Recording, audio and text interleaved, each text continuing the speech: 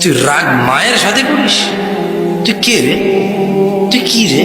কত নরম ছিলি তুই জানিস? তোর পায়খানার প্রেশার আসছে তুই বলতে পারিস না, এটা কখন বের হয়ে গেছে সেটাও তুই বলতে পারিস না। তুই এটা হাতে নিছিস আর তুই পায়খানা খাচ্ছিস। তোর ওই অবস্থায় তোর নিরাপত্তা দিয়েছিস। তুই এতটাই নরম ছিলি যে তারা ভয় থাকতো যদি তুই ওদের পিঠের নিচে এসে মারা যাস।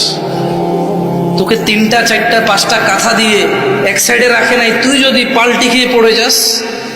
নিজেরা স্বামী স্ত্রী একটু কম জায়গায় শুয়েছে, কখনো কখনো মেঝেতে বিছনা করে তোর বাপে শুয়েছে, তোর মা তোকে নিয়ে খাটে শুয়েছে, তুই যাতে না পড়ে পড়িস। তুই রাগ করিস? তুই কে রে? তোর ছোটবেলাকে তুই বাদ দে রে। তুই তোর ওই ছোটবেলাটাকে বাদ দে, যখন তোর মা তোকে এভাবে ধরছে তোর ভালোর জন্য।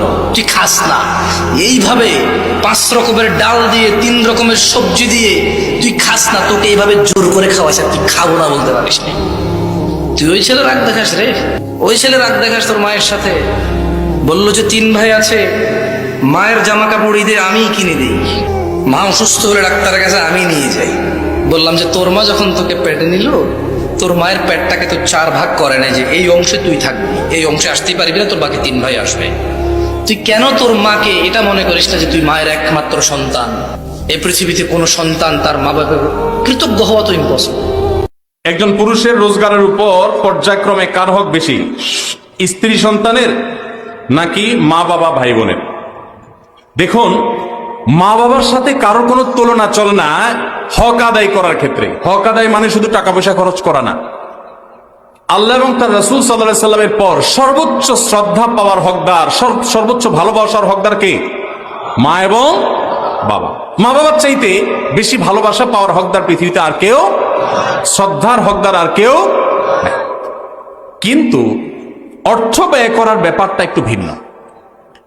স্ত্রী যদি থাকে তাহলে প্রত্যেক স্বামীর উপরে কর্তব্য তার স্ত্রীর ভরণ পোষণের ব্যবস্থা করা। মা বাবার যদি টাকা পয়সার অভাব না থাকে, নিজেদের যা চেষ্টা দিয়ে তারা যদি চলতে পারেন, তাহলে শরীয়ত সন্তানের উপরে সন্তানের বাবা মার ভরণ পোষণ দেওয়াটাকে ফরজ করেনি।